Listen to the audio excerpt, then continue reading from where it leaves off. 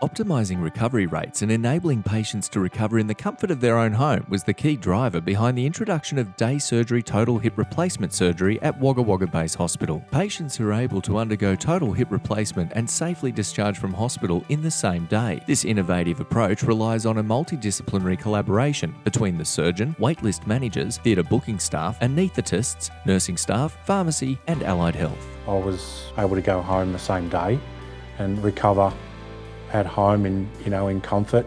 So the Day Only Stay Total Hip Replacement program came about with Dr Clout, who's one of our orthopaedic surgeons here. He was involved in Day Only Total Hip Replacement surgery overseas and wanted to bring this to our local area.